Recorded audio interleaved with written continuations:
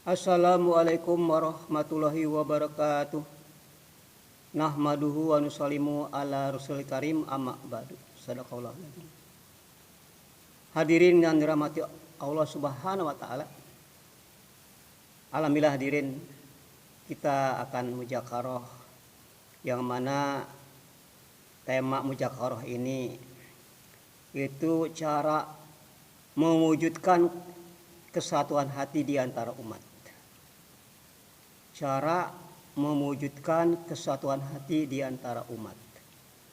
Karena ini ada hubungan dengan kesatuan hati, maka kita kerjakan dengan hati-hati. Usaha atas hati, kemudian kita jangan sakit hati, jangan mudah sakit hati, jangan suka menyakiti, dan jaga hati.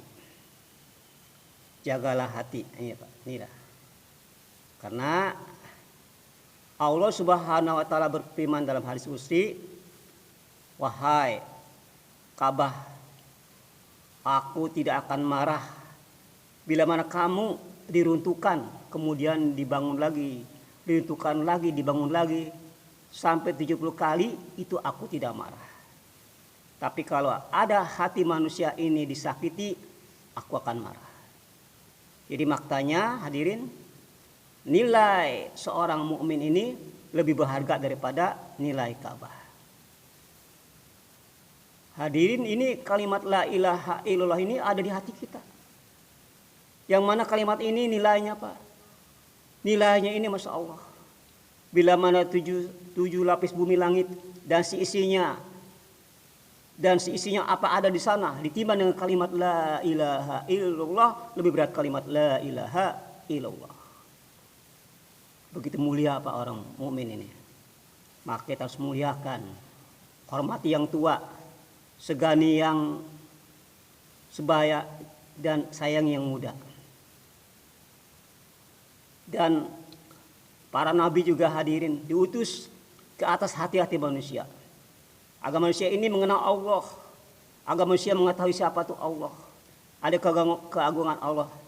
Karena hati ini milik Allah, dan hati ini tempat kebesaran Allah.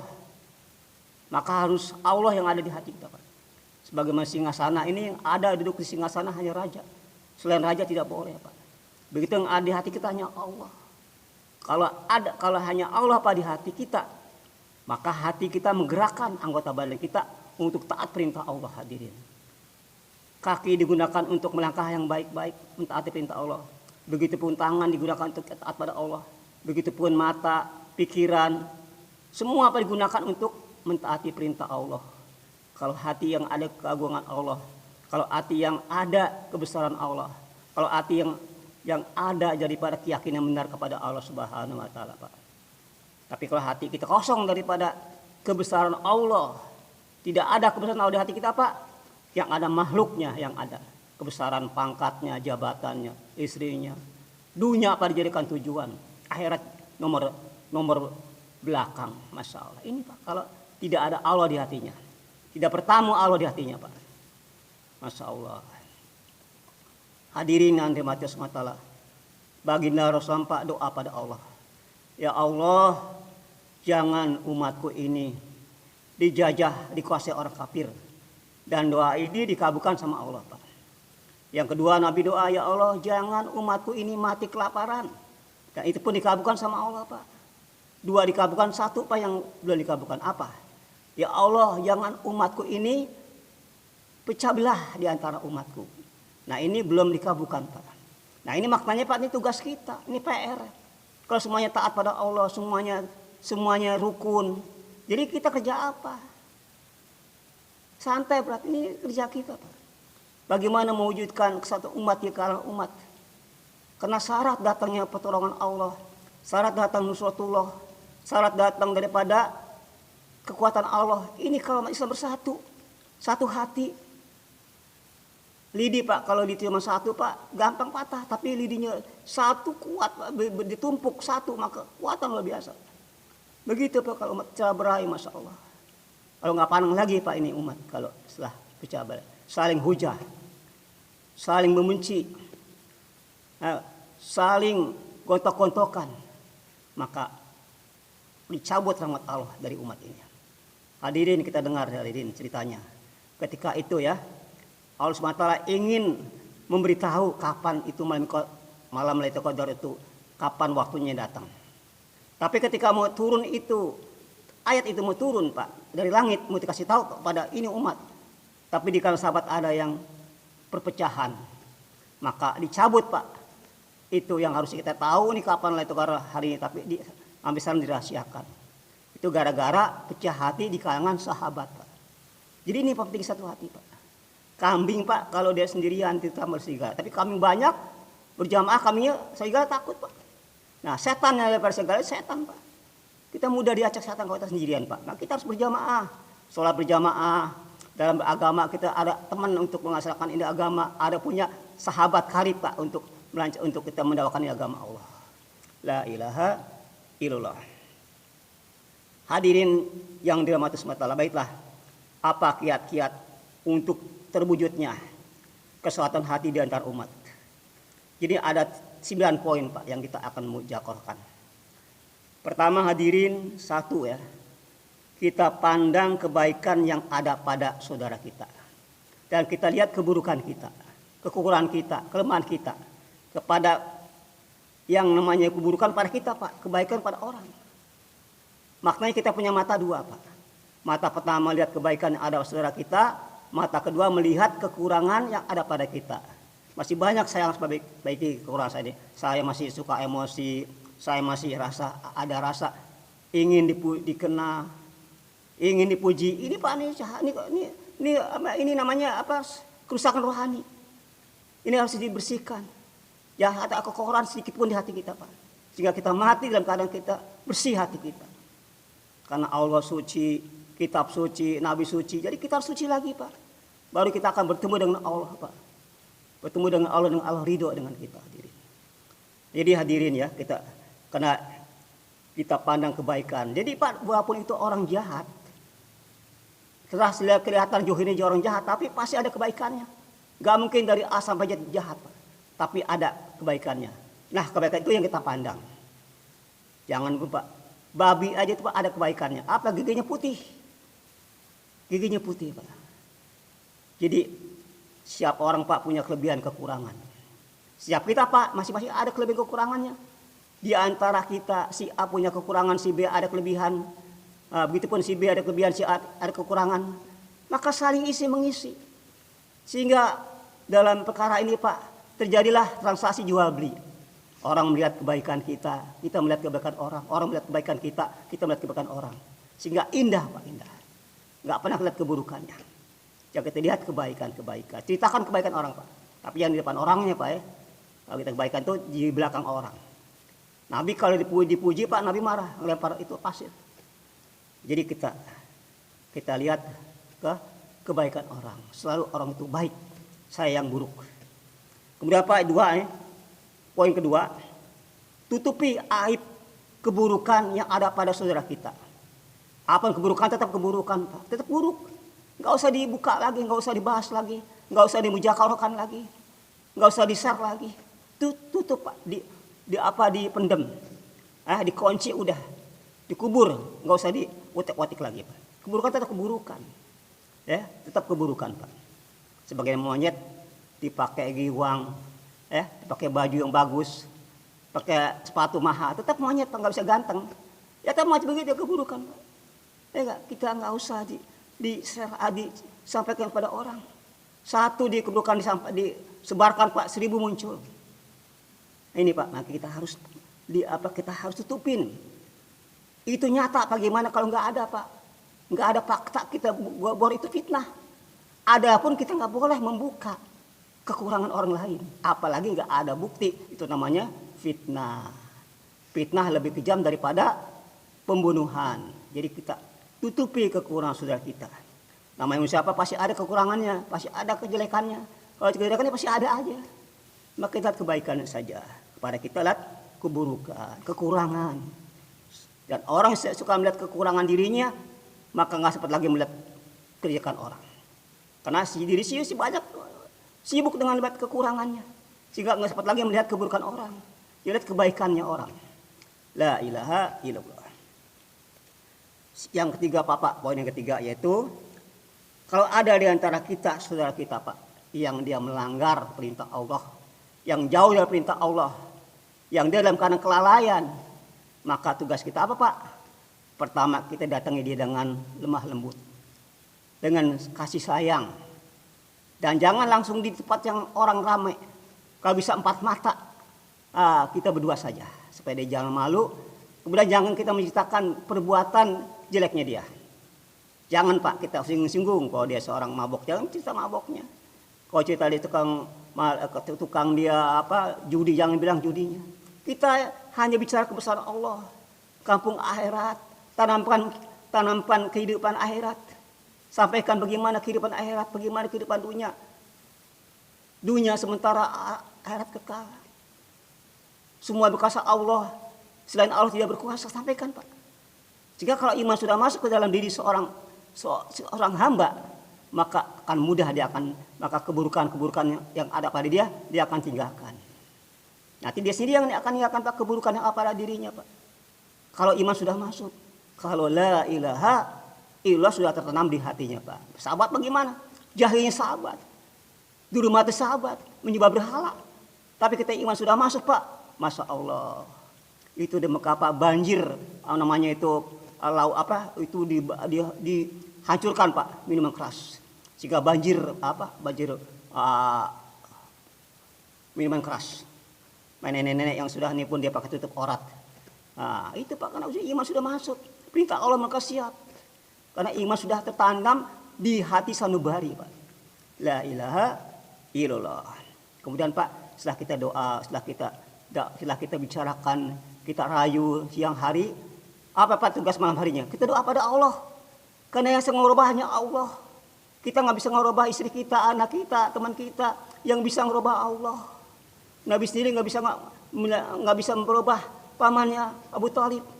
Maka Allah katakan, wahai Muhammad, engkau nggak bisa memberi petunjuk kepada yang engkau cintai. Hanya Allah Pak. Hanya Allah bisa merubah istri kita, anak kita, teman kita. Hanya Allah yang merubah. Contoh Pak, misalnya mobil tabrakan pengok. Apa itu mobil bisa betulin dia sendiri? Nggak bisa. Yang bisa yang menciptakan mobil. Begitu Pak, yang bisa merubah kitanya, yang menciptakan kita Allah. Yang menciptakan kita tuh Allah. Jadi Allah yang bisa merubah Allah kita, iman kita. Allah kita nih Pak, Allah kalau perbaiki, kalau kita nih ada usaha, ada keinginan, ada talab, maka Allah rubah Pak. Dulumat ila nur. Kalau kita ada rasa harap, rasa tolak, rasa keinginan, Allah berikan sesuai dengan apa yang diingini. Kalau ini ada, Allah beri, tapi nggak ada. Bagaimana akan beri? Emang gue pikirin kata Allah. Jadi sesuai dengan apa yang kita hajatkan. Dan ada usaha kalau itu. Dan doa pada Allah, insya Allah benda apapun yang kita usahakan Pak akan berwujud. Kalau kita doa sungguh-sungguh, maka apapun hasil, apalagi ini hidayah untuk merubah hidup kita yang selama di akhirat, maka ini Allah akan berikan Pak. La ilaha illallah. Jadi Pak, ini yang ketiga, kita tegur, kita ajak kepada Allah. Orang buta jalan ke jurang kan, kalau nggak dibimbing ya mungkin kecebur Pak. Udah buta tuli bisu, ya nggak? Udah tuli nggak bisa dengar kita panggil, udah buta nggak melihat walaupun awas lubang tetap dia jalan Pak. Begini Pak hari ini saudara kita Pak, mereka buta tuli bisu, bukan buta matanya tapi hatinya, pendengarannya yang tuli Pak. Dengar aja nggak ke masjid. Ini tugas kita Pak. Tugas kita dengan penuh kasih sayang, dengan kelembutan, dengan akhlak yang baik, akhlak karimah. La ilaha illallah. Kemudian Pak, yang keempat, kita senantiasa sangka baik Pak pada saudara kita, husnuzon. Kita harus ada rasa baik, sangka baik. Timbulkan husnuzon Pak, husnuzon kepada saudara kita. Walaupun kita melihat Pak itu secara johirnya dia seorang pemabok, kerjanya tukang teler. Kita orang ibadah, rajin sholat. Kita anggap dia lebih pada saya, dia lebih baik pada saya. amal saya kalah dengan dia. Bapak apa kalau dapat hidayah, dia sungguh-sungguh berusaha ke arah itu sehingga kalah ibadah saya. Jadi kita sangat baik, Pak. Barang siapa orang yang merasa dirinya mulia, merasa dia hebat, orang lain kecil, orang lain itu awam, dia paling alim, dia paling segalanya tahu, dia yang paling mengetahui, maka dia Allah kecil, terendah.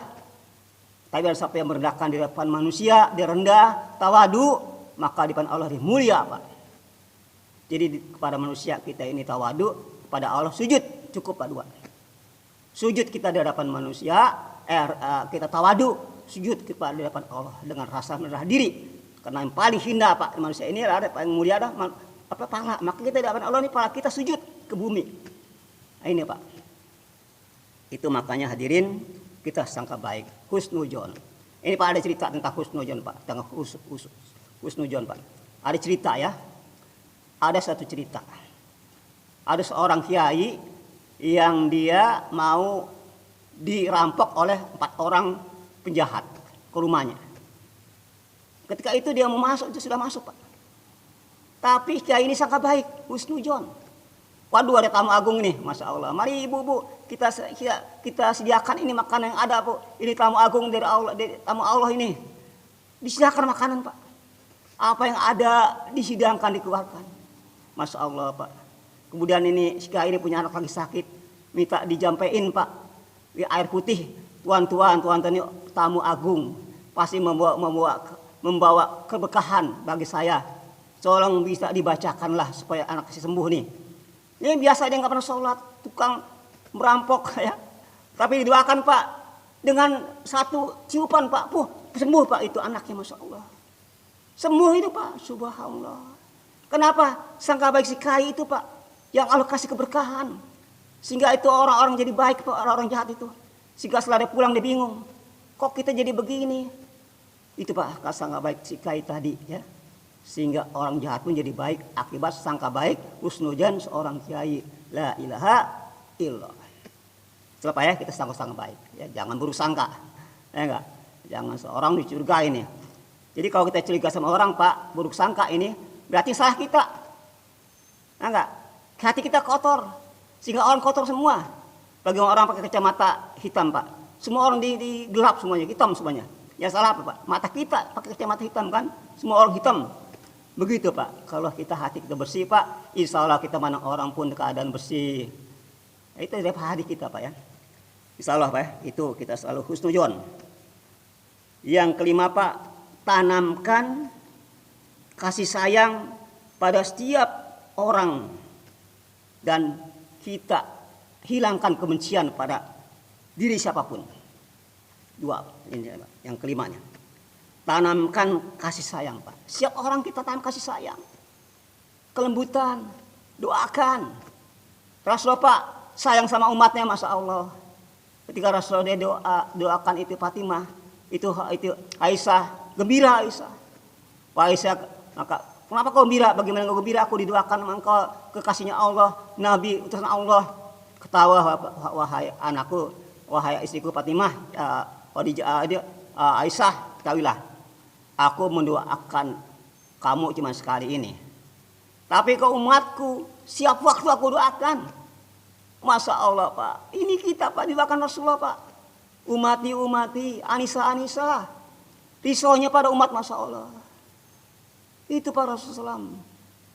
Yang dipikir kita umatnya bagaimana umat. Jangan satu orang masuk neraka. Walaupun bayi lahir nanti terakhir. Masuk surga semuanya. Itu pikir Nabi. Nabi tahu bagaimana sedihnya, dasarnya api neraka jahanam Pak. Risaunya kepada kamu akhirat begitu tinggi Rasulullah. Karena sudah melihat bagaimana keadaan surga neraka, sudah lihat. Keadaan aras. Neraka Nabi sudah surpai. Sudah tamasak ketika menyirat. Maka bagaimana risaunya Nabi kepada umatnya. Jangan saya umat ini masuk ke dalam neraka jahanam. Masya Allah, orang Yahudi mati pun meninggal Pak, Rasul menangis. Pada orang Yahudi, orang gak kenal sama Allah menangis. Ya Allah, itulah akhlak Nabi Pak. Ya kita tiru Pak ya insya Allah. Jangan kita Pak, jangan pun sekarang orang kafir mati Pak. Orang Islam mati, keadaan banyak makan obat ini Pak. overdosis, meninggal mati tiba iman, kita tenang aja, masya Allah. Ya Allah, itu Pak ya. Jadi kita harus ada mahabbah, kasih sayang kepada setiap umat, dan jangan ada kebencian. Pak, kebencian itu hati bahaya Pak. Di samping pahala kita ludes, habis ya. Karena barang siapa kebencian kepada seorang ini, benci Pak ya, maka semua amal kebaikan kita ludes Pak, kebakar, habis Pak. Ibarat kayu api yang kering dibakar oleh api Pak, habis sudah pahala kita. Sayangan Pak ya. Gara kita dibenci, hasad, dengki, itu penyakit Pak. Jadi rugian dua Pak, zahir batin rugi Pak. Di samping kita ini nggak pahala habis, kedua organ kita pun rusak Pak, sel-sel kita rusak. Kebencian itu bikin organ kita rusak Pak. Jantung, leher rusak Pak. Jangan Pak ya, jangan ada kebencian. Jangan ada kebencian pada siapapun. Ya, kita selalu kasih sayang. Kita selalu kasih sayang timbulkan pada mahabbah kepada ini setiap umat. Itu yang kelima. Yang keenam Pak apa ya? Yang keenam, jangan suka kita mengintai Pak. Mengintai atau menyelidiki kesalahan orang. Ini nggak boleh Pak. Nggak boleh kita mau menyelidiki, mengintai kesalahan orang. Jangan Pak, ini hindari ya. Jangan. Waspada tetap boleh, waspada boleh. Tapi jangan curiga. Curiga dan waspada beda Pak ya. Jadi kita tetap waspada, tapi curiga jangan. Jadi kita nggak boleh mengintai-intai, melidiki kesalahan orang. Ini terjadi Pak, kisah ini kepada Sayyidina Umar. Dia seorang khalifah Sayyidina Umar Pak. Dia seorang kepala negara, bukan hanya satu arah Pak, seluruh dunia Pak, dia khalifahnya Pak. Lebih dari presiden Pak nih jabatannya. Ketika dia ngeronda Pak, itu nelon Pak, bukan RT nih Pak, ini khalifah ngeronda Pak. Bukan hansip Pak. Khalifah Pak ngeronda. Ketika dia sedang berjalan-jalan keliling-keliling, lagi sedang ada kunjungan keliling-keliling Pak, didengar dari satu rumah Pak, yang situ ada suara-suara yang ramai. Mungkin di situ terjadi pesta pora. Lalu saya marah loncat Pak, loncat ke tembok pekarangannya, langsung masuk ke rumah orang itu, langsung menegur orang itu. Maka orang itu berkata, yang punya rumah itu, ya Umar, memang aku ini salah. Salahnya aku begini berbuat ini, tapi salah engkau 3. Engkau punya kesalahan 3. Pertama, kamu meloncat tembok. Kemudian kamu tanpa salah masuk rumah. Yang ketiga, kamu menyelidikin, menginta-nginta keburukan orang. Kamu punya salah 3. Nah, maka setelah itu Rasulullah Umar pergi dia pulang. Maka setelah beberapa lama kemudian, di suatu majelis, Umar melihat orang itu. Langsung dipanggil. Orang itu Pak, dia ada rasa takut juga Pak. Takut nih diadilin, wah proses nih, panjang urusan ini kan. Bisa kayak begitu. Maka Umar datang ke orang itu dan di kupingnya Pak, dia bisikan. Wahai Bapak, ketahuilah, sejak saat itu saya tidak pernah menceritakan keburukan Bapak kepada siapapun. Kata Sayyidina Umar Pak, kata khalifah. Lalu kata orang itu, sama saya juga setelah itu saya langsung tobat total. 100% saya tinggalkan perbuatan itu. Tobat nasuha. Nah ini Pak, akibat kita nggak pernah memberitakan keburukan orang, maka orang asli Allah akan beri hidayah kepada orang itu Pak. Ini ya pentingnya kita Pak, tutupi ya. Kita jangan suka membuka-buka ya. Jadi kita harus bahkan doakan ya. Itu Pak ya. Jadi kita nih jangan suka hobi melihat-lihat keburukan orang kesana orang ya. Ini yang ke-6 ya. Yang ke-7 Pak, hindari perdebatan Pak. Hindari apa? Perdebatan. Perdebatan Pak, walaupun itu menang, kita di posisi menang, kita berdebat, tetap itu salah. Tetap kita akan rugi. Kita tetap kalah. Tetap kita salah Pak. Walaupun itu posisi kita di tempat yang posisi kita yang benar. Kita benar Pak dalam perdebatan. Tapi kita tinggalkan Pak, kita hindari perdebatan. Perdebatan mengakibatkan hati keras dan timbul perpecahan. Suatu contoh Bapak, kita naik bawa mobil yang satu arah, jalurnya benernya kita. Lalu ada lagi satu arah yang kita yang saling kita sama tuh aninya kan jalurnya. Bersamaan dia pun melewati jalur sama sehingga maka kalau kita Pak terus saja ini kan jalur saya, biar saya yang menang kan. Maka kalau kita Pak tetap kita enggak kepakai ini, kita tetap kita jalan Pak, kita terus jalan, maka tabrakan. Maka kalau tabrakan, kita pun korban, dia pun korban. Seperti itu Pak. Jadi perdebatan ini hindarin. Walaupun itu kita benar. Jadi salah Pak ya. Jadi ini yang bikin hari ubat ini, timbul ini karena kita suka hobi berdebat. Yang ke-8, ini Pak, 8 ini apa? Penting Pak. Jangan kita mengadukan kelemahan, kekurangan kita kepada makhluk, kepada selain Allah. Jangan Pak, ini jangan Pak. Orang beriman tuh nggak pernah mengelemahkan keaduannya kepada selain Allah, hanya kepada Allah. Maka sekarang kita sering gini Pak. Kita datang curhat nih kepada teman kita kan, kita ngadu kelemahan kita, kita ngadu segala masalah kita diadukan kelemahannya. Orang ngeri gerah Pak. Jadi kita bicara yang baik-baik yang menyenangkan dia, ya. Jadi seolah-olah secara nggak langsung kita ada harap. Ingin ditolong gitu kan. Makanya kita nggak boleh menunjukkan kelemahan kita Pak pada orang. Kita tunjukkan kepada Allah Pak. Kelemahan kita ngadu pada Allah. Maka barang siapa yang mengadu pada Allah, yang siapa mengadu kepada makhluk selain Allah, diadukan kelemahannya, kekurangannya, maka 2 kerugiannya Pak. Pertama, orang tahu masalah kita. Yang kedua, masalah kita nggak beres. Orang bilang, emang kupikirin, kasihan dia loh. Kan gitu kan. Tapi kalau ngadu sama Allah Pak, 2 keuntungannya. Kita ngadu pada Allah Pak masalah kita. Karena yang dikatakan masalah juga Allah. Maka kita SMS, sholat masalah selesai. Dengan sholat Pak masalah beres. Kita adukan pada Allah. Menangis pada Allah. Merengek-rengek pada Allah. 2 Pak keuntungannya kalau kita ngadu pada Allah. Pertama, masalah kita harus selesaikan dengan cara Allah. Yang kedua, masalah kita orang nggak tahu tentang masalah kita. 2 keuntungan Pak. 2 keuntungan kalau kita ngadu pada, dan 2 kerugian kalau kita ngadu pada makhluk. Makhluk lemah Pak, tidak ada upaya. Dia bisa apa-apa, lemah. Siapa yang mengadu kekuatan pada makhluk Pak, kecewa yang ada. Sebagaimana lagi banjir Pak, banjir gondang nih. Lalu kita tuh lagi ke bawah air. Lalu kita minta pegangan di kayung rapuh Pak, ranting. Ya enggak? Atau ngadu pada makhluk Pak sama